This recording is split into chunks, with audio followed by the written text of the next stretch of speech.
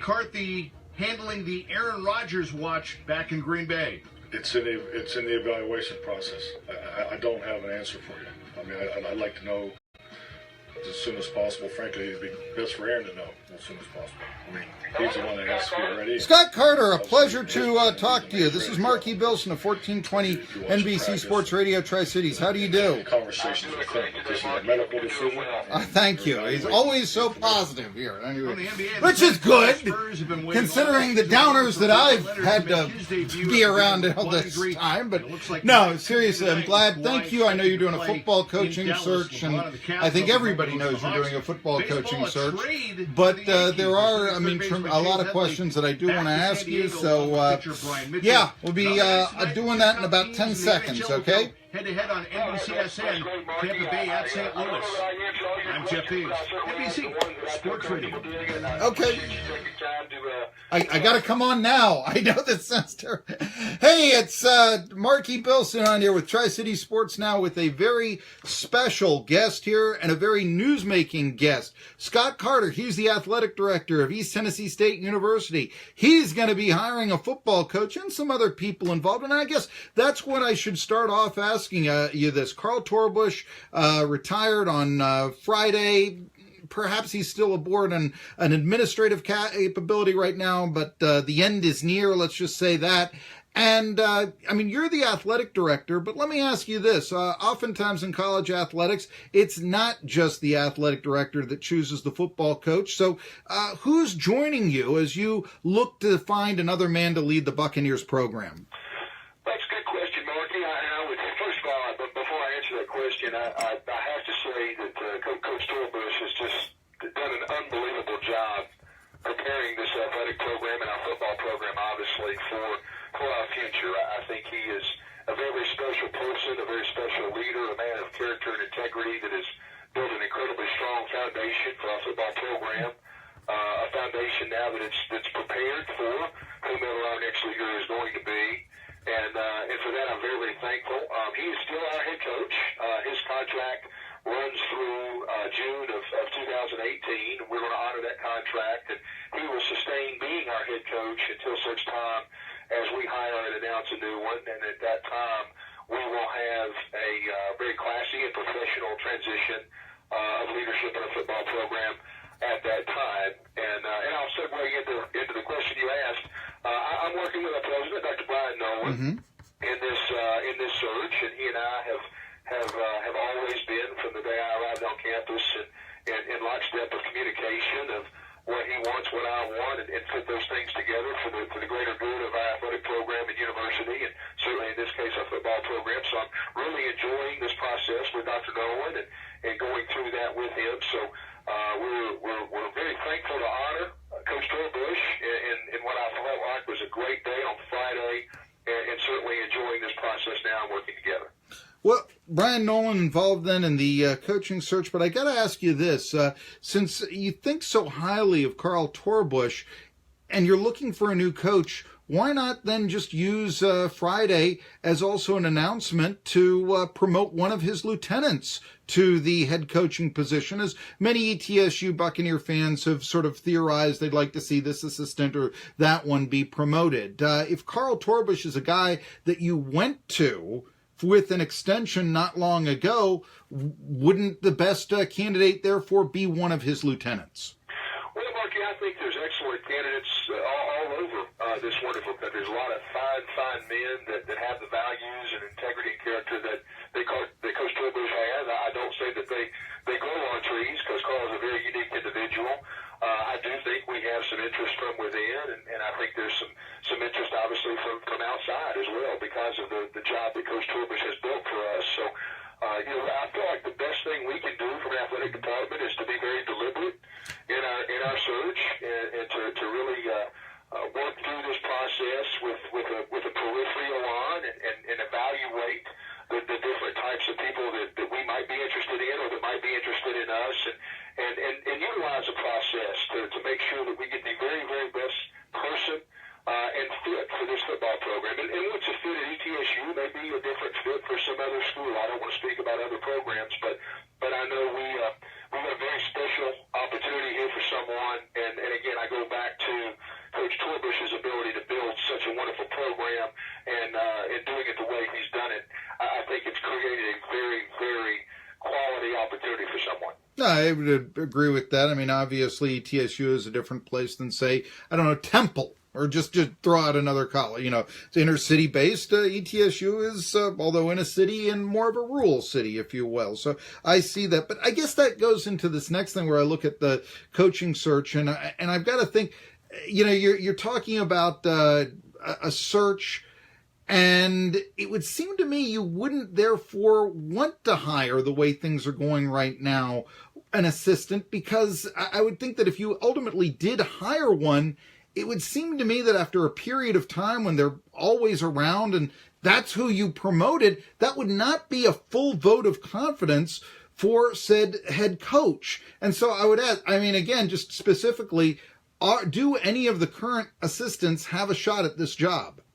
You know, I think there's a lot of people that have a shot at this job, Marky, and I think it's a matter of, I've been asked a lot of questions about, you know, what are you looking for? What kind of person are you looking for? What kind of coach are you looking for? What kind of experience? Do they have needed to be this person, that person, what have you? All kinds of different variables that people have asked me about. And matter of fact, when we had coach's press conference on Friday, I think I turned around, pointed at the podium, and I said, you know, we're looking for a person very similar to the man that just stepped away from that podium in the way they're built internally, their work ethic, their drive, their character, their integrity, their passion for the game of football, and passion for leading us to championships, obviously down the road. Because I think, again, I've reiterated it, I think the job that Coach Torbush has built is very, very, very special. I'm thankful that there are people both in our football program and outside our football program that have recognized that and that seek that seat, because it's a special one. And I think the credit it goes to starting with Carl Torbush and Brian Nolan and so many other people that saw what this football program could be and had visions of what it could be in a time where a few years ago it wasn't here. And now I think we have a very, very strong program and a very, very strong conference, and it's certainly going to be a great opportunity for our next leader. Okay, but you didn't really answer my question. Any chance that it would be a current assistant? If I don't answer your question, I'm probably not going to do that. There's a lot of interest, I think, there, and I'm very, very thankful that interest is there. I'm thankful for the interest from the outside, but honestly, we're going to talk about a lot of different things from an attributes perspective, and it could be inside, it could be outside, Marky. I'm honestly not going to give you a whole lot of direction of where we're headed right now. This may be a bad interview because you may not like how I've answered some of your questions, but it's just how I'm going to choose to do that. I hope that's okay. Well, I'm going to try to hit you between the eyes with a few of these things too. So, and I'll tell you, one of the things that I do want to ask is just how the contracts are handled at ETSU for football coaches. Let me just explain, for people that might not know, in the big ranks, it's said that a coach that doesn't have 4 years into the future, he's dead meat. He can't recruit. That shows recruits he doesn't have the confidence of his administration. Yet Carl Torbush, he signed the initial 5-year contract, but as you say, it's up in June. And so he had to recruit and his assistants last year with only 1 year, with only one real, and I know the contracts are paper, but, actual paper assurance that he was only going to be around for 1 more year, if you follow me. And it seems to me ETSU has done that all the time. When you were a player under Paul Hamilton, he never was given years in extension in his contract. It was always year to year. However, Steve Forbes is signed, I believe, until the 2020s. How come football operates on a year-to-year basis when it comes to the contracts? Well, I can't really speak to the past. I've not been in my current role for a grand amount of time. I could really probably just speak to today and the future. And I do want our coaches to be rewarded for a job well done, and I do want them to have the security of knowing that they are wanted here at our institution when they do a phenomenal job, and that we're very, very proud to have them. And I think contracts are obviously there for a reason to protect both parties and both sides, obviously the coach and the university. And, I did go to visit with Coach to work through that here a few weeks ago and did intend to talk with him about an extension of his contract, but it was a simple matter of he had made his mind up. I think he had come to a point in his career and his wife in their discussion discussions and their prayerful thought and consideration that this was what was going to be best for him. So I really don't know I can give you a lot of history of how things were done in the past.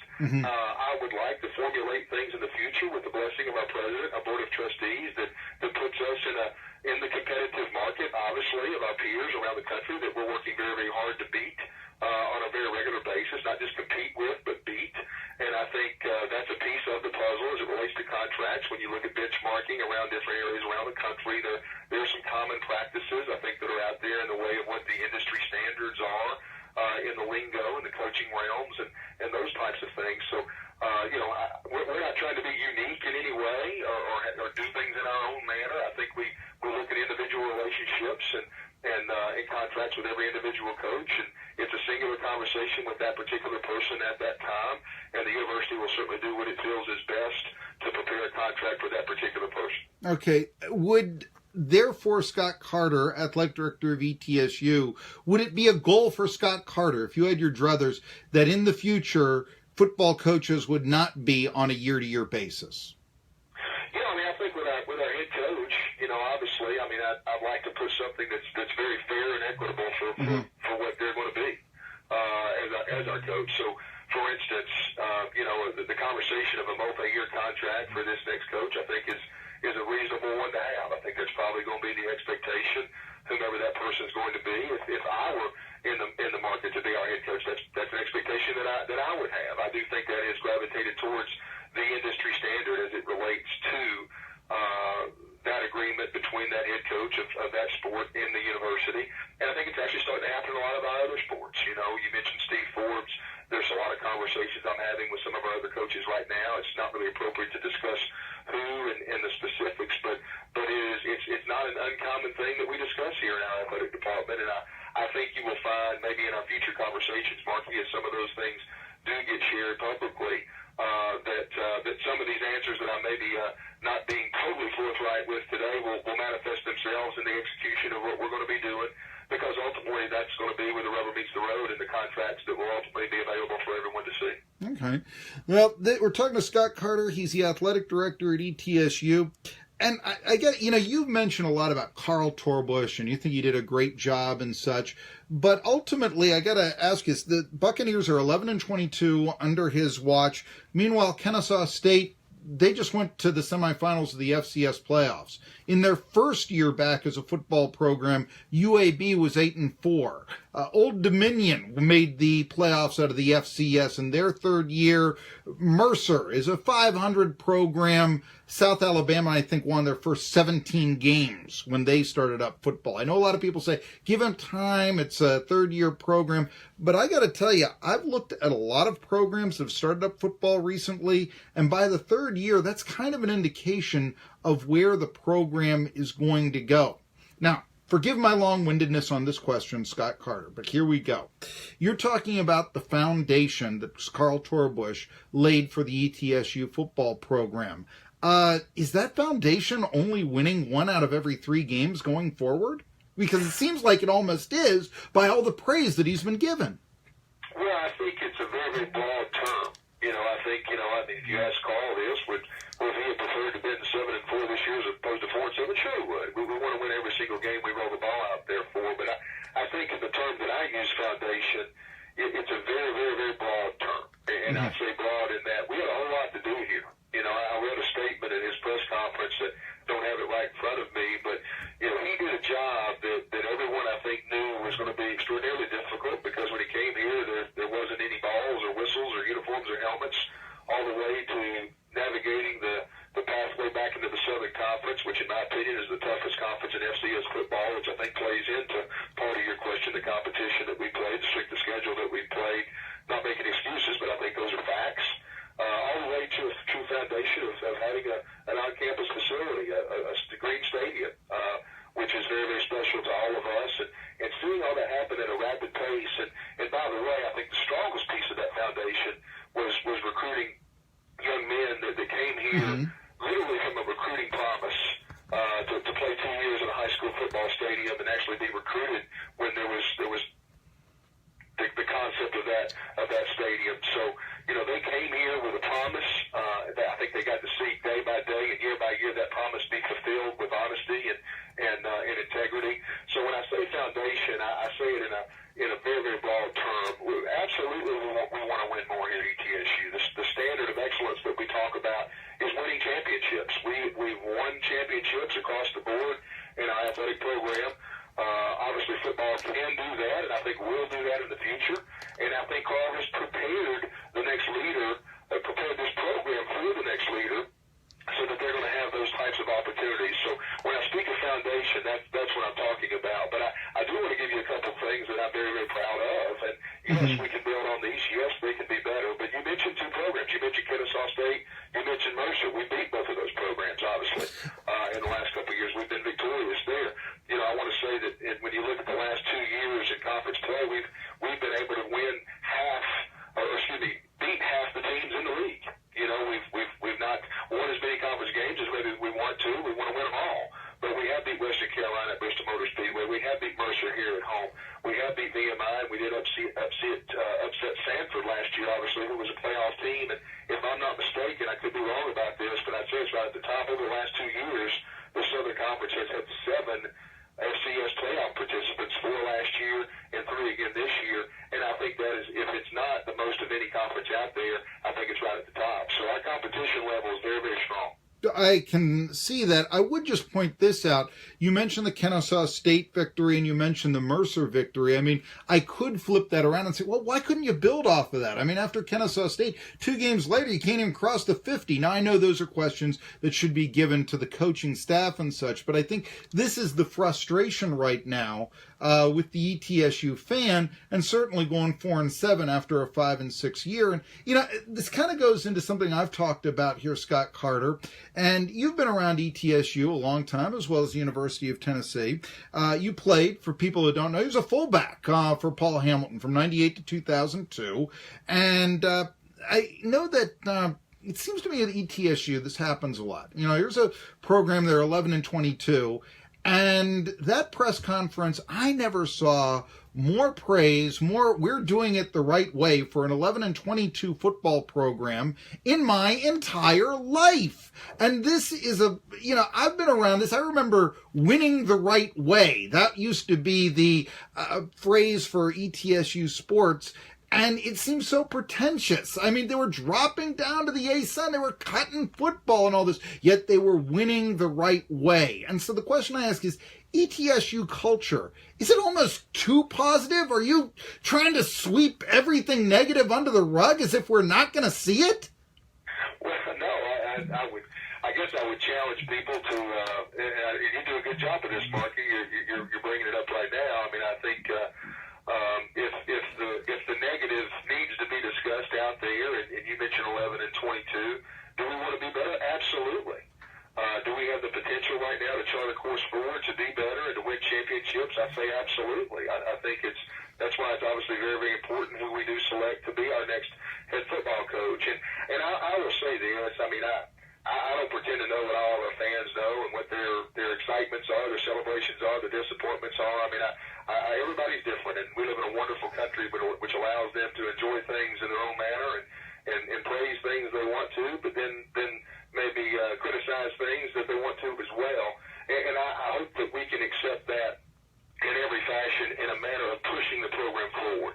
If someone's got a problem with how we're doing it, I can't promise them we're going to change it, but I'd love to hear about that. We try to invite that as often as we can, whether it be, maybe the calls that they want to see on third down for either a blitz or an offensive play, all the way down to how we sell our concessions inside the stadium, to how we try to help people get ingress and egress in and out of the stadium, to things that they want to see for children and whatnot. We truly want to be better every day in every facet of what we're doing. And that's not just lip service. That's not just over positivity. I think the only way you do that is realizing what maybe your shortcomings are and doing your best to assess that and deal with it and make decisions to improve from it. And I think from a football perspective, that's never more on display because of all the statistics that are kept, none more than wins and losses. And obviously the different steps that can be made positively, both in recruiting new young men to the program to play the game, and then recruiting new people into the program to gym and a beautiful weight room and locker room like we have here inside the Mountain State Self-Reliance Athletic Center. So all those things, I think, fit together. I'll go back to Friday, though. Friday was exactly what I think we all hoped it would be. It was a celebration not only of a man's time and effort here, doing, I think, what was a very difficult job to get things going, but I think a very enjoyable job for Carl. But Carl's not going to coach football again. At least that's what he shared with me. That's not his intention. We wanted to celebrate his time and journey here at ETSU, along with a very long and very complimentary and positive career. He's affected the lives of young men for decades. And Friday was about celebrating that. So if you felt an overwhelming sense of positivity, I'm thankful to hear that, because that's what we were going for.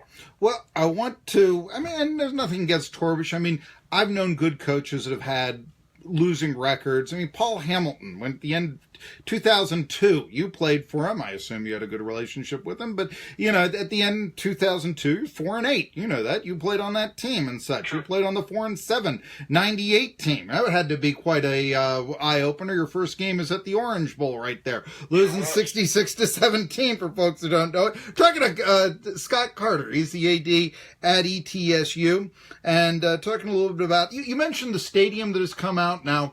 You can say what you will, but I've always called it the stadium that should be named after John Robert Bell. Is there any way you can have some sort of acknowledgement of such a great man on that stadium? Be it, calling it in the future Green Bell Stadium, Bell Green. Be it the field, which I always thought, nobody knows who Gentry is down at the ETSU mini dome and all that, but it is something that people do. They did it for Steve Spurrier. Is that something we could see?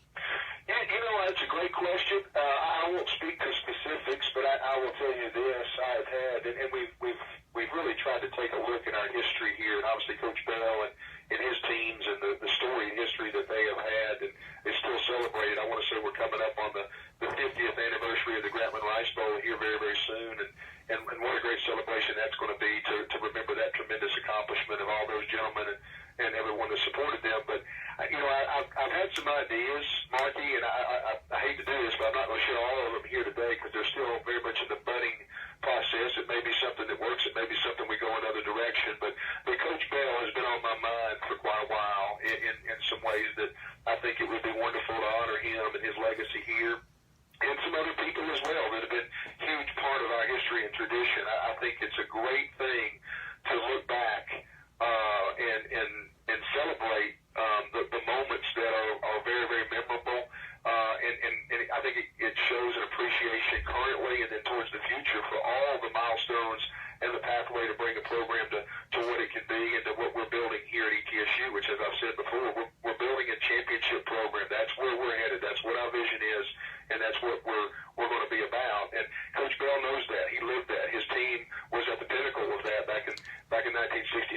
So we're working towards some of those things. I've had some really nice conversations with some people about that I think share what you just did about maybe honoring him in some capacity. I won't give the specifics. So those kinds of things are on my mind and on the mind of others as well.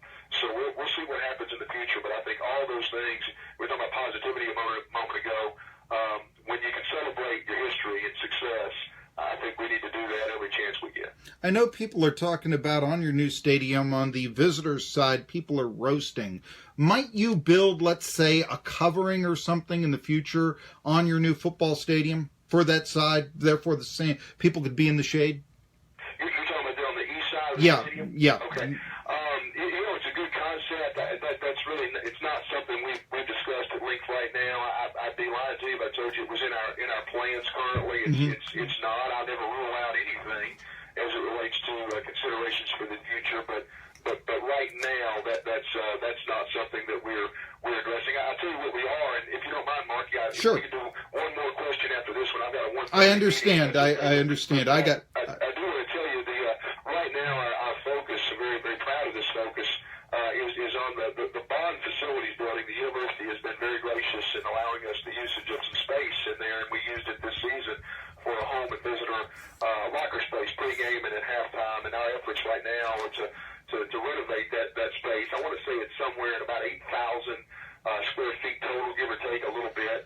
And we're very excited about what that can be in the future of that area to provide provide great support from a field house and locker room perspective for our team, obviously, on a regular basis throughout the season and on game day, and then obviously for the visitors on game day as well. So right now, in the way of what's next for our football program from a facility perspective, that's one I would share with everyone is in the forefront right now. Well, you got to go, so I'll go with you too. We got a lot of information or what you could. Thanks for joining me here on Tri-City Sports, and I really do appreciate it, Scott Carter, and we're staying in touch. And now go hire that football coach. Tri-City Sports now. Will do, Marky. Thank you. Have a great day. Appreciate you covering the bus. What, no, okay, thank you. I will stay in touch, okay? Bye-bye. Service with certified service technicians and a state-of-the-art facility we can